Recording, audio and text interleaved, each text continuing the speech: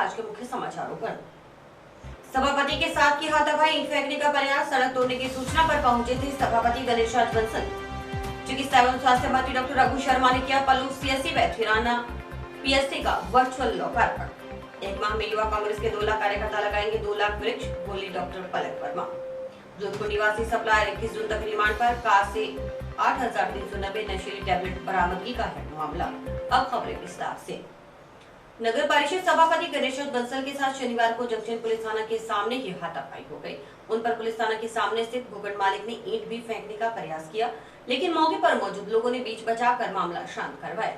दरअसल सभापति बंसल नगर परिषद की ओर से तैयार करवाई गई सीसी सड़क को भूखंड मालिक की ओर से तोड़ने की सूचना मिलने पर मौके पर पहुंचे थे। जंक्शन में सीसी सड़क को भूखंड मालिक की ओर से तोड़ने की सूचना पर पहुंचे सभापति गणेश बंसल के साथ आज हाथापाई हो गई। सभापति ने भूखंड मालिक व उसके पिता को सड़क तोड़ने से रोका तो तैश में आए भूखंड मालिक व उसके पिता ने सभापति का गिरेबान ही पकड़ लिया और धक्का मुक्की की। इस संबंध में पिता पुत्र के खिलाफ राजकार्य में बाधा पहुंचाने व सरकारी संपत्ति को नुकसान पहुंचाने के आरोप में जंक्शन थाना में मामला भी दर्ज करवाया गया है। मिली जानकारी के मुताबिक नगर परिषद सभापति गणेश राज बंसल को शनिवार सुबह सूचना मिली कि जंक्शन पुलिस थाना के सामने स्थित एसबीआई शाखा के भवन मालिक की ओर से बैंक शाखा के साथ स्थित अपनी दुकान के सामने रैंप का निर्माण करवाने के लिए सीसी सड़क तोड़वाई जा रही है। सूचना पर सभापति बंसल के अलावा नगर परिषद के कनिष्ठ अभियंता धीरज कुमार व स्वच्छता निरीक्षक विनोद कंडा मौके पर पहुंचे और भूखंड मालिक पंकज सिंगला व उसके पिता अमृतलाल सिंगला को सीसी सड़क तोड़ने से रोका। पिता पुत्र ने सड़क तोड़ने की बात स्वीकार करते हुए सड़क का लेवल ऊंचा होना बताया।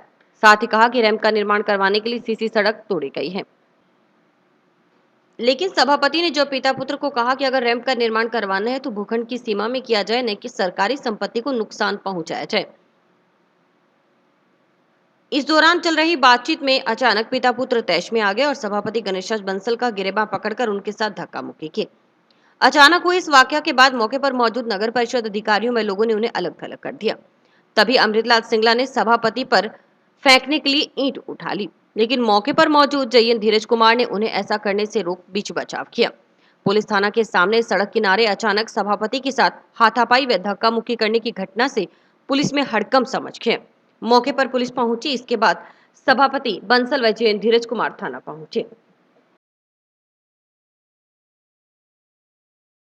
आज सुबह मुझे फोन पर सूचना मिली कि पुलिस थाना हनुमान जंक्शन के सामने जो एसबीआई की बिल्डिंग है उसके भूखंड मालिक के द्वारा नगर पालिका द्वारा निर्मित सीसी सड़क को तोड़कर हैमर से तोड़ा जा रहा है।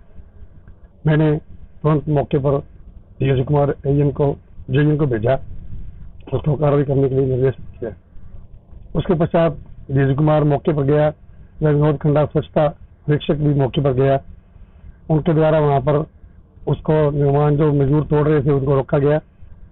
इतने में धीरज कुमार के बताए अनुसार वहां पर मौके पर पंकज सिंगला आ गया, उसके पिताजी अमृतलाल भी मौके पर आ गए। उनके द्वारा धीरज कुमार व हमारे विनोद कंडा से बहसबाजी करनी चालू कर दी।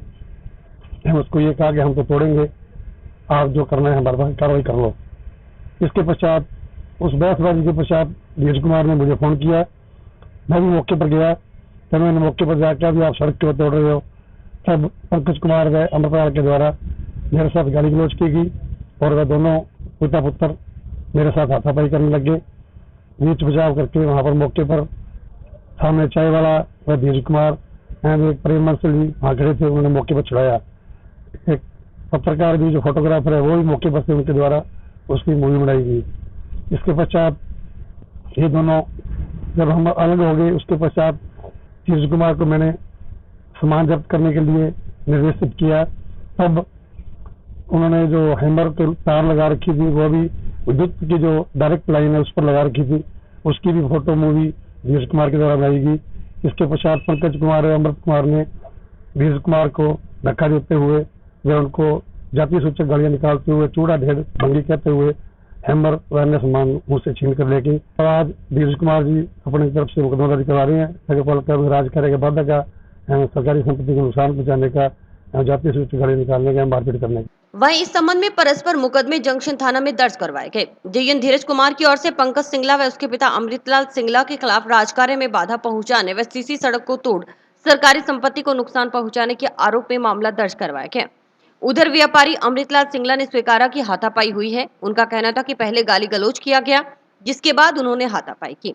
उनका कहना था कि उनके बेसमेंट में कुछ काम चल रहा है, जिससे नगर परिषद कार्य से कोई लेना देना नहीं था।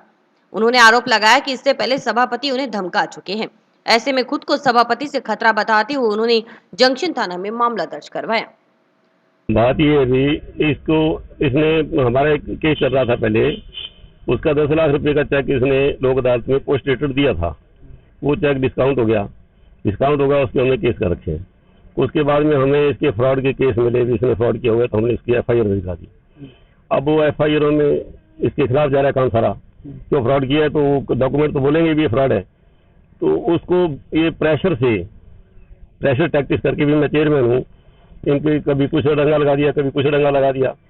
आज वो सुबह मिस्त्री लगा हुआ था बेसमेंट के अंदर पेपर करने के लिए, वहाँ आके बकवास करने लग गया ये, तो फिर वहाँ पे हाथापाई होगी, तो इसने गालियाँ गुड़ियाँ की, हाथापाई होगी, फिर ये मारने मुरने लगा, तो मैंने ईंट भी उठा ली, बीच बचाव कर दिया, तो बात खत्म होगी, कुछ नहीं होगा। वो तो बीच बचाव कर रहे थे, इसका जेईएन था वो, बाकी तो और दूसरे पब्लिक के आदमी थे। जेईएन था वो, बीच बचाव में FIR दर्ज इसके खिलाफ भी। ये तो है, हमें खतरा है इससे, इसके साथ में गुंडे रहते हैं, कभी यहाँ कभी मर्जी ये करा रहे। लॉ कॉलेज में इसने मुझे धमकी दी है कि 2 बारी तो कूट दिया, तीसरी बार और कूटना पड़ेगा। क्या पता लगता है इसका, कोई इसके गुंडे 24 घंटे फिरते हैं, आमने सामने अकेला हो तो फिर सल्ट ले हम इससे, पर गुंडों का क्या पता कब कहाँ जाके कहाँ पकड़ने, कुछ जानते थोड़ी, हम शक्ल थोड़ी जानते उनकी। पहले तो उसने की गाली तो निकाली, पहले हाथापाई उसने चलाया, साथ में मारने कर दिया, आया क्या गाली निकाली।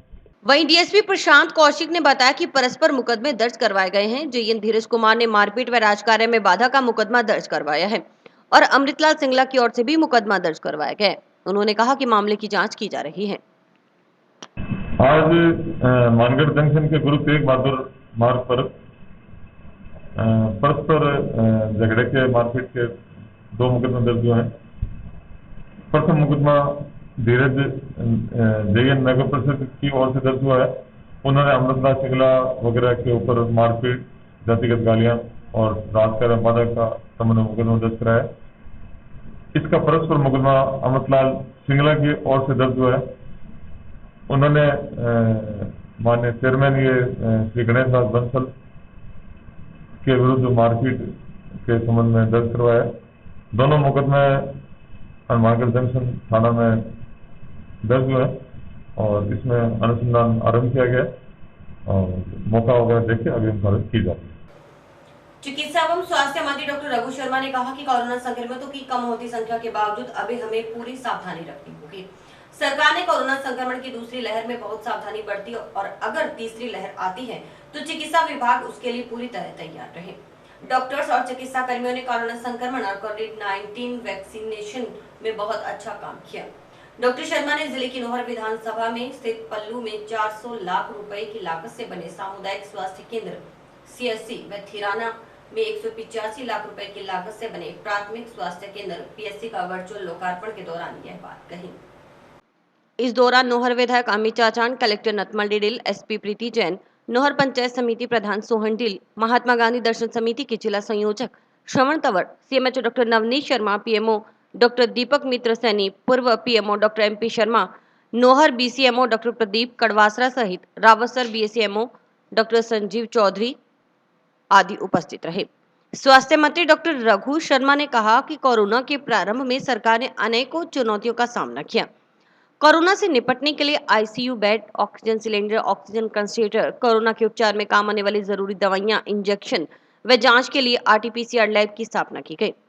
कोरोना संक्रमण में लॉकडाउन के दौरान भी सरकार, प्रशासन, चिकित्सा अधिकारियों और स्वास्थ्य कर्मियों ने हर स्थिति को संभाला और आमजन का बेहतर से बेहतर उपचार करने की व्यवस्था की।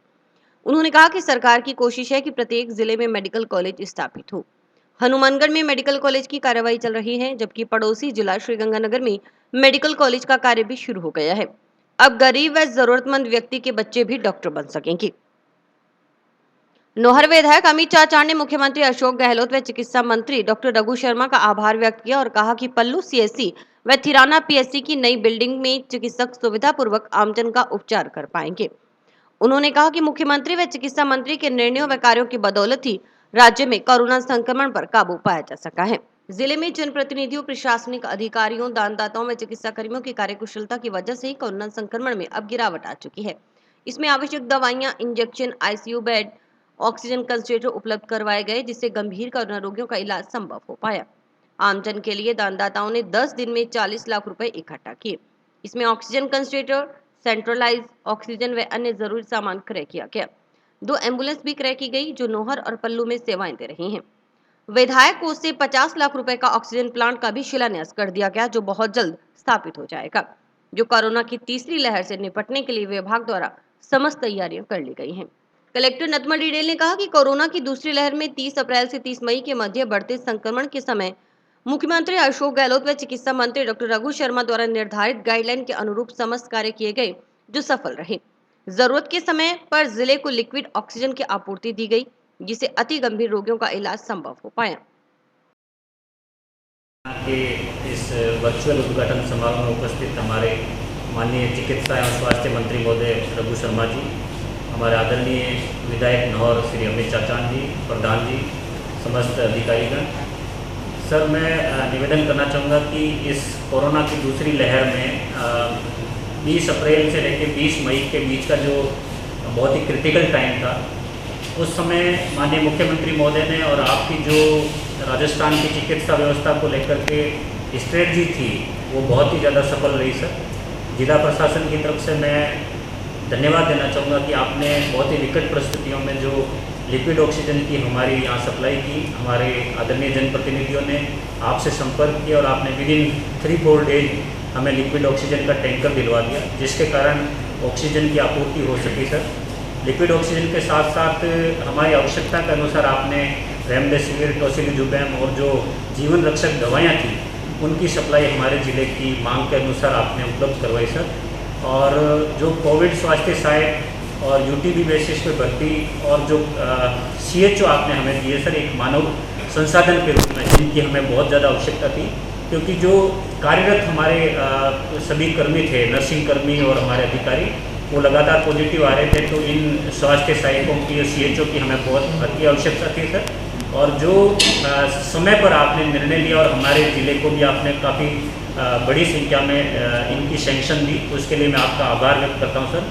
ज़िले में नौहर CSC ने और माननीय MLA साहब अमित चाचान जी ने एक एग्जाम्पल पेश किया सर कि जो आज CSC और PSC है, वो किस प्रकार कोरोना जैसी भयंकर महामारी से ग्रसित व्यक्ति का भी इलाज कर सकते हैं सर।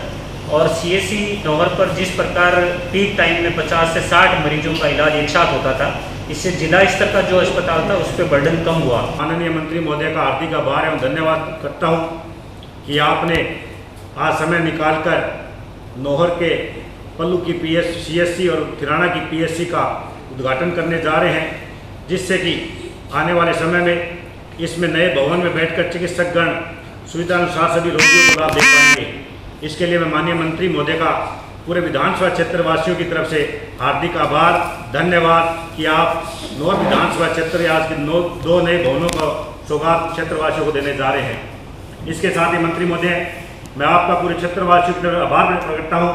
इस कोरोना जैसे वैश्विक महामारी की दूसरी लहर में जिस तरह से माननीय मुख्यमंत्री महोदय के निर्देशों में और आपके मार्गदर्शन में जो राजस्थान में कार्य किया गया है, वो वास्तव में देश ही नहीं पूरी दुनिया में अव्वल है।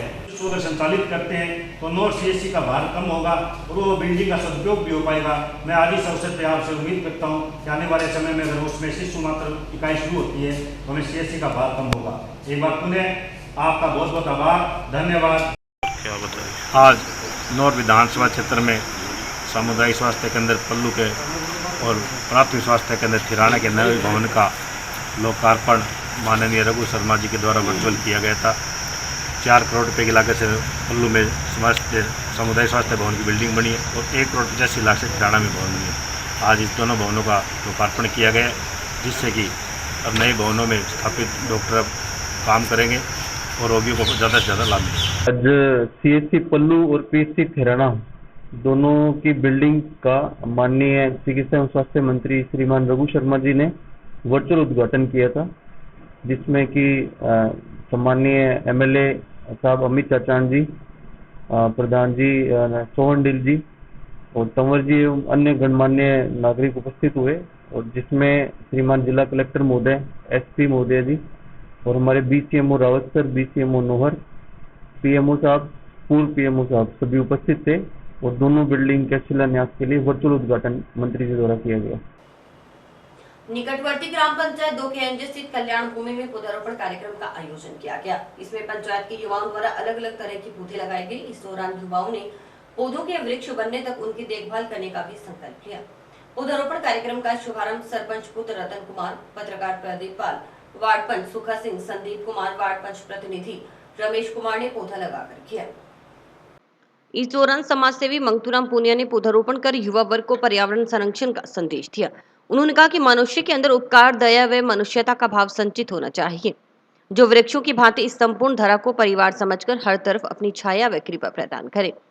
युवाओं ने कहा कि पौधारोपण पुण्य का कार्य है, इसमें सभी की भागीदारी सुनिश्चित होनी चाहिए। हम सभी को पौधारोपण तक ही सीमित नहीं रहना चाहिए, इन पौधों की देखभाल तक करनी चाहिए जब तक वह वृक्ष का रूप धारण न कर ले। कार्यक्रम के दौरान वार्ड पंच सुखा सिंह ने बताया कि युवाओं द्वारा शुरू किया गया पौधारोपण अभियान वृहद स्तर पर चलाया जाएगा। संदीप कुमार ने कहा कि सामाजिक संगठन श्री अन्नपूर्णा आध्यात्मिक सेवा समिति के कन्या जन्म पर पौधारोपण अभियान को वे गांव में फैलाएंगे। गांव में किसी घर में कन्या का जन्म होता है तो जन्म के अवसर पर एक एक पौधा लगाया जाएगा और इसकी सार संभाल की जिम्मेदारी उस परिवार को दी जाएगी। उन्होंने कहा कि गांव को हरित ग्राम बनाना सभी का प्रमुख दायित्व है। आज हमारे ग्राम पंचायत 2 केंजे के शमशान भूमि में युवा टीम 2 केंजे द्वारा पौधारोपण किया गया।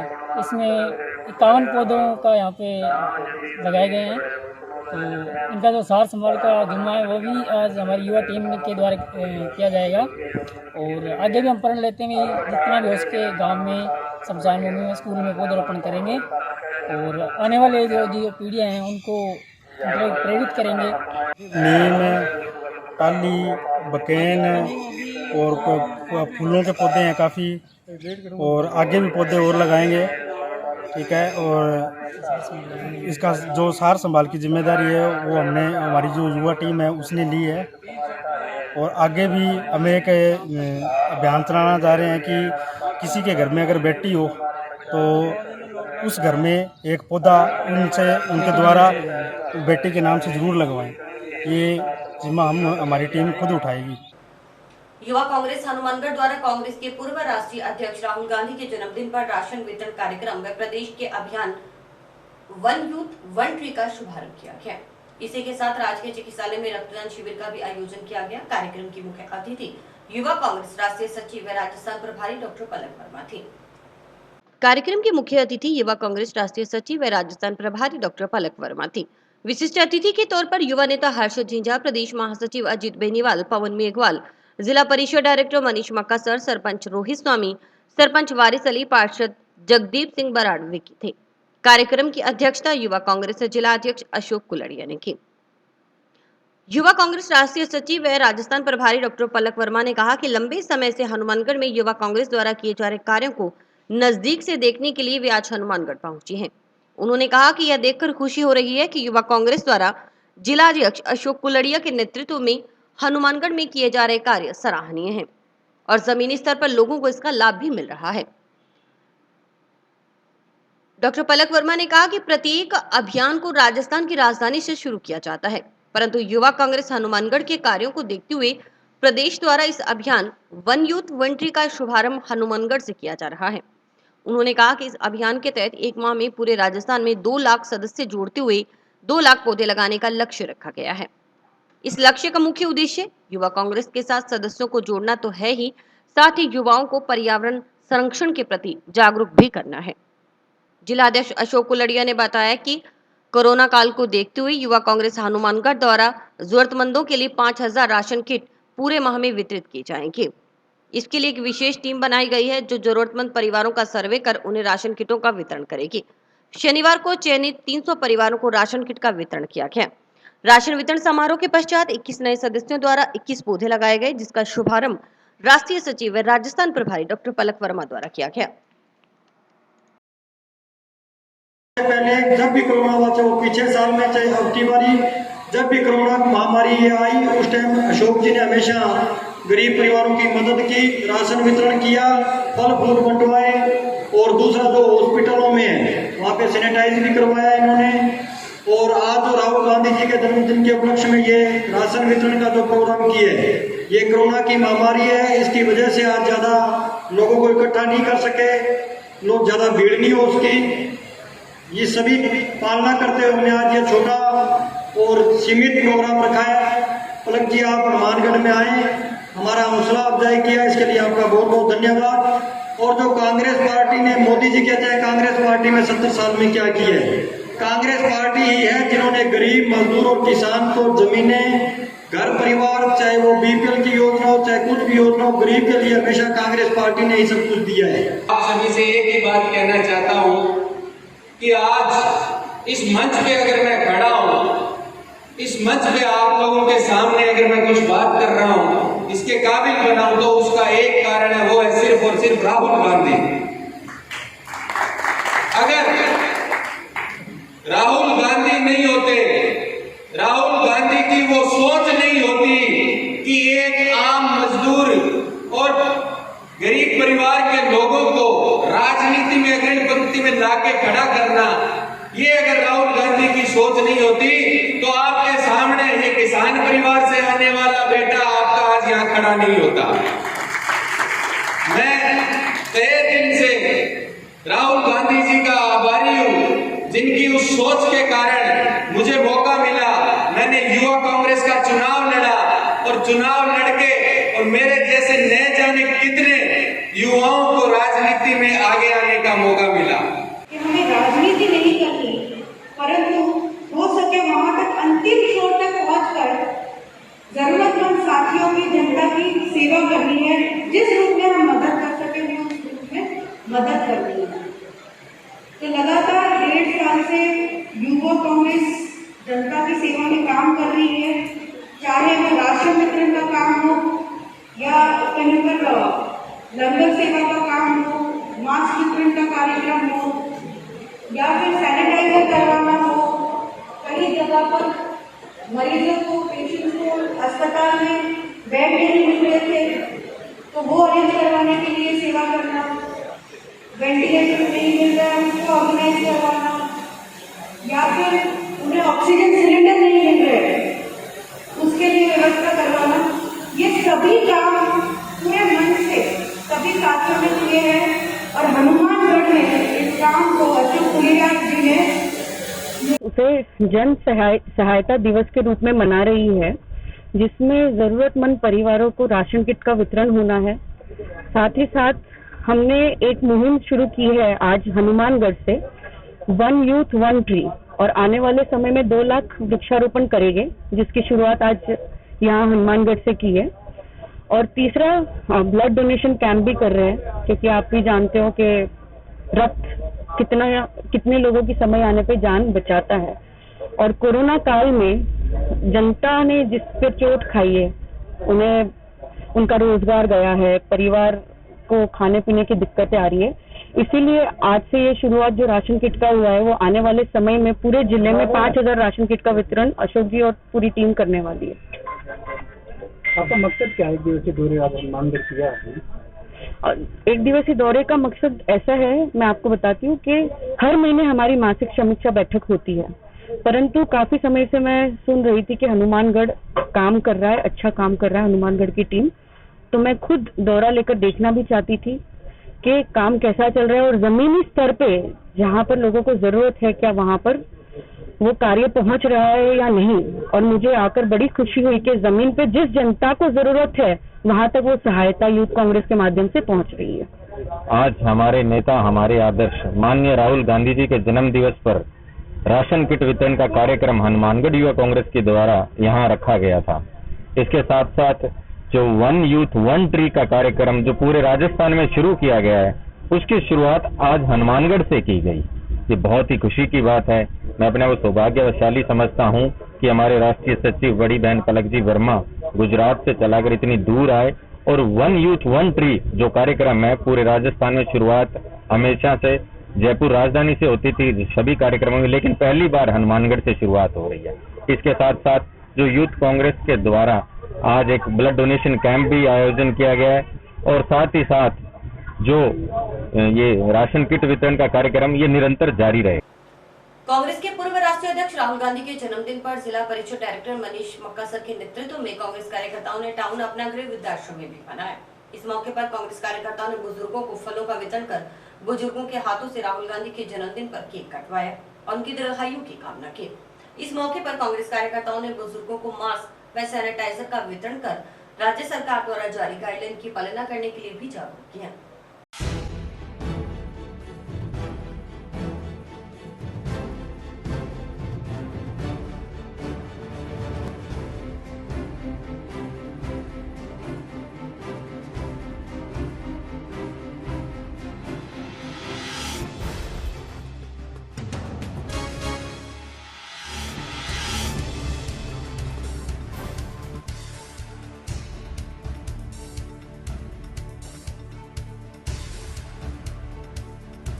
आज हमारे राष्ट्रीय कांग्रेस के नेता श्री राहुल जी गांधी जी का आज जन्मदिन था।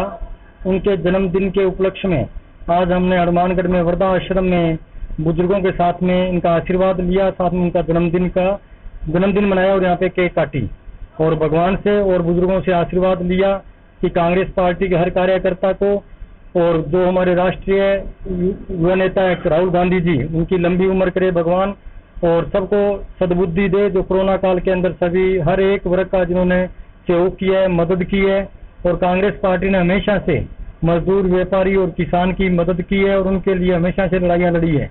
चाहे वो गरीब की बीपीएल की बात हो, चाहे इंदिरा आवास की बात हो, चाहे उनके मकान की हो, चाहे किसान के लिए कनक की लड़ाई हो, चाहे किसी फसल की लड़ाई हो। और जो 3 काले कानून लेके आई है केंद्र सरकार, इसके विरोध में भी कांग्रेस पार्टी हमेशा से 6 महीने से सड़कों पर लड़ाई लड़ रहे हैं। उनके आदेशानुसार कांग्रेस का हर पार्टी का कार्यकर्ता हर किसान, मजदूर, व्यापारी के साथ में कंधे से कंधा मिलाकर चल रहा है और उनकी मदद करने के लिए हम लोगों को प्रेरित कर रहे हैं। कार से 8,390 नशीली टैबलेट बरामदगी के मामले में गिरफ्तार जोधपुर निवासी सप्लायर को जंक्शन पुलिस ने शनिवार को न्यायालय में पेश कर 21 जून तक रिमांड मंजूर करवाया है। रिमांड अवधि के दौरान पुलिस सप्लायर समंदर कुमावत निवासी कोलू बाबूजी जोधपुर से पूछताछ कर नशीली टैबलेट की खरीद फरोख्त के कारोबार के बारे में अनुसंधान करेंगे। आरोपी समंदर कुमावत को पुलिस ने शुक्रवार को जोधपुर क्षेत्र से दस्तयाब किया था।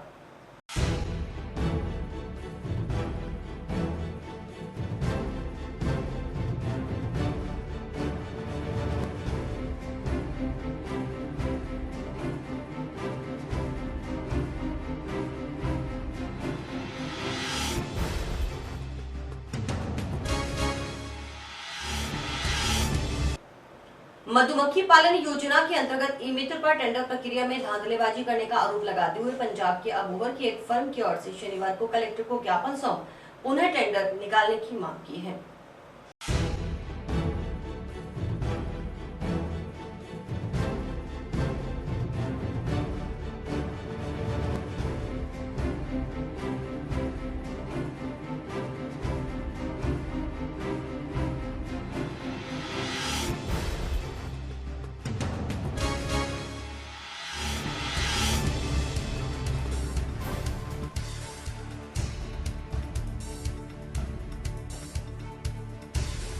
हैं आप मेरे साथी पंजाब से हैं, ढींगावाली से।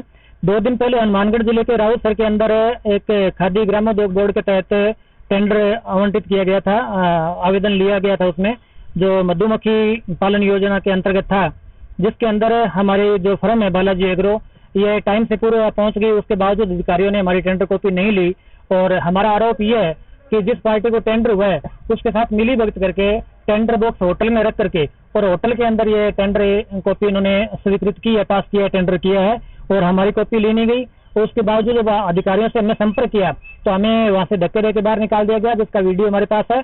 और ये 2.5 करोड़ का टेंडर था लगभग, जिसके अंदर हमारा आरोप है संबंधित अधिकारियों ने 20 से 25 लाख रुपए की साठ करके ये टेंडर आवंटित किया है, जो फर्जी है। इसमें गवर्नमेंट को नुकसान हुआ है और ये 420 का मामला है। इस मामले में आज हनुमानगढ़ कलेक्टर साहब से हम लोग मिले हैं। कलेक्टर साहब ने ये मामला सतर्कता विभाग को दिया है और हम मीडिया के माध्यम से ये निवेदन करना चाहते हैं, इस पूरे प्रकरण की जो सच्चाई है वो सामने आनी चाहिए। ब्लॉक कांग्रेस कमेटी कार्यकर्ताओं की ओर से शनिवार को कांग्रेस के पूर्व राष्ट्रीय अध्यक्ष राहुल गांधी के जन्मदिन को सादगी से मनाया गया। इसके तहत कार्यकर्ताओं ने जंक्शन के भगत सिंह चौक पर आमजन को फल, सब्जी, मास्क, सैनिटाइजर आदि का वितरण किया। इस मौके पर निवर्तमान ब्लॉक अध्यक्ष गुरमीत चंद्रा ने कहा कि राहुल गांधी सदैव राष्ट्रहित के लिए कार्य करते रहे हैं। उन्होंने बताया कि कोरोना महामारी के चलते सादगीपूर्ण तरीके से जन्मदिन मनाया जा रहा है। इसी के चलते कोरोना महामारी से बचाव के लिए जारी गाइडलाइन की पालना करते हुए आमजन को जागरूक किया गया।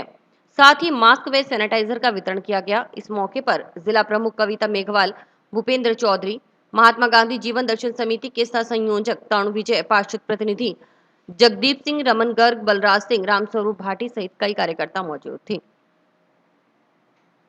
आज हमारे पार्टी के शीर्ष नेता राहुल गांधी जी के जन्मदिवस के उपलक्ष्य में हम सभी कांग्रेस कार्यकर्ताओं ने राजीव चौक पर इकट्ठे होकर जिला प्रमुख कविता जी और ब्लॉक अध्यक्ष गुरमीत चंद्रा जी के नेतृत्व में लोगों को मास्क बांटे व केले बांटे तथा हम सभी ने यही प्रण किया है कि राहुल गांधी जी का जो नारा है कि हम सब लोग जो निस्सहाय लोग हैं, जो गरीब लोग हैं, उनकी सेवा करें, उसी के अंतर्गत आज हम लोगों ने गरीबों को केले बांटकर व मास्क बांटकर उनका जो उद्देश्य है उसको पूरा करने का प्रयास किया। गांधी के जन्मदिन पर सभी को बहुत बहुत बधाई और शुभकामनाएं। आज राहुल गांधी के जन्मदिन दिवस पर सभी ने केले और मास्क वितरण किए और गरीबों तक पहुंचाए ताकि ये कोरोना महामारी भी हमारे जल्दी यहाँ से।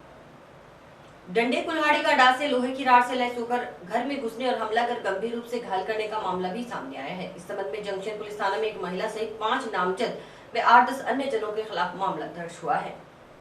मुकदमा नंबर 331 कल 18/6/2021 को श्री विजेंद्र सिंह सनोव रामजी लाल जाति धानक ने दर्ज कराया कि मेरे बच्चों को और मेरे भाई को पड़ोसी बलकर्ण रोहित सोहिल, संतोष, इन वगैरह 5-6 जनों ने मिलकर और 8-10 जने अन्य हैं, उन्होंने मिल करके मेरे भाई को मारपीट की।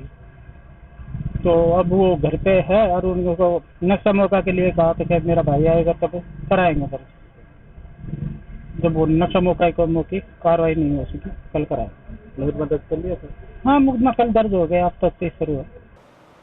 मोहल्ले में बने गड्ढे से नागरिक परेशान है। गड्ढा गंदगी से आटा पड़ा है। ऐसे में यहाँ दिन भर बदबू उठती है। इस संबंध में ग्रामीण मंगतूराम पुनिया ने कलेक्टर को ज्ञापन देकर समस्या समाधान करवाने की मांग की। ज्ञापन में बताया गया कि घर के बिल्कुल सामने बड़ा गड्ढा बना हुआ है। हालांकि यहाँ रिकॉर्ड में जोहड़ की भी कोई जगह नहीं। इससे मोहल्ले वासी परेशान है।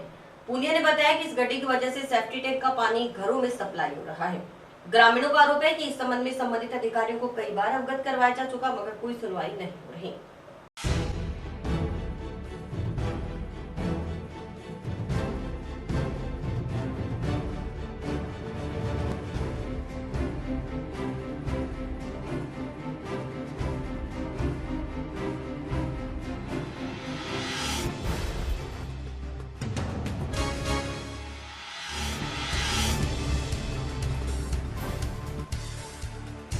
आज मैंने कलेक्टर को शपथ दिया है, शपथ पत्र पेश किया है, जिसमें मेरे घर के सामने कोई जोड़े की जगह नहीं है, खड्डा बनाकर गंदगी फैला रखी है और गांव में जो निर्माण कार्य हुए हैं उनमें कई काम फर्जीवाड़े किए हुए हैं। इनके सब के लिए मैंने लिखित में कलेक्टर को दी है। इसकी जांच होकर सुधार हो जाए तो हम मोहल्ले वाले बहुत परेशान हैं गंदगी से। स्थिति है, गंदगी आ रही है, सेफ्टी टैंक का गंदगी का पानी आ रहा है, सेफ्टी टैंका का जो लेटरिन का पानी होता है वो आ रहा है। हमने बार बार पंचायत को कह दिया, अधिकारियों को कह दिया, पंचायत कलेक्टर को कह दिया, लेकिन आज तक कोई सुनाई नहीं हुई है। अब कलेक्टर को आज मैंने शपथ दी है, लिखित में दी है, उसमें सारे डॉक्यूमेंट लगाए हैं साथ में, ये हमने कार्रवाई की है। मांग उसको चाहिए, सुधार होना चाहिए, ये अच्छी जगह बननी चाहिए, कोई चाहे सामाजिक जगह बना दो, कोई अच्छी चीज बननी चाहिए। कोई चीज सबूत नहीं है पंचायत के पास, फिर ये गंदगी क्यों फैला रखी है। 4 आईडीजी के मोघे को डिजाइन अनुसार बनाया जाए, इस आशय की मांग को शनिवार को किसानों ने मोघे पर प्रदर्शन कर विरोध जताया। इस दौरान किसानों ने जल संसाधन विभाग के चीफ को ज्ञापन भेजकर कार्रवाई की मांग की। किसानों ने बताया कि भाखड़ा की केएसडी नहर की आईडीजी वितरिका का निर्माण कार्य पक्की नहर 10 वर्ष पहले बनी हुई है। इसमें 9 मोघे हैं, 8 मोघे व टेल डिजाइन मुताबिक उसी समय लगा दिए गए। इसके अलावा 4 आईडीजी मोघे को किसानों में सिंचाई विभाग व अन्य मोघों के किसानों के साथ धोखा कर कोर्ट से स्टे ले लिया गया। मोगा नहर तल से करीब 3 फीट नीचा है, ऐसे में टेल तक पानी नहीं पहुंच पाता। किसानों ने इस मोगे को दुरुस्त कर क्षमता के अनुसार पानी देने की मांग की है। 3 IDG, 5 IDG, 6 IDG और 7 IDG के किसान हैं। हम अभी 4 IDG मोगा पे खड़े हैं। इस कस्सी का निर्माण को 10 वर्ष हो चुके हैं और ये 4 IDG मोगा पुरानी कच्ची कस्सी के अनुसार पड़ा हुआ है, जिसका अब बेड के तल से लगभग 1 फुट नीचे चल रहा है। जैसे हम आपको दिखाएंगे दाब, अभी देखो ये नंगा नहीं हुई है मशीन, अभी तक सही चल रही है। मशीन के ऊपर से इतनी दाब है और इतना पानी चल रहा है और इसके बाद में ये खड़ा हुआ पानी भी वापिस आना स्टार्ट हो जाएगा। आती हुई जाती हुई बारियां बहुत बर्बाद होती हैं, किसान बहुत परेशान हैं। और ऐसे के साथ समाचार समाप्त हुए। रोजाना देखते रहिए समाचार। नमस्कार।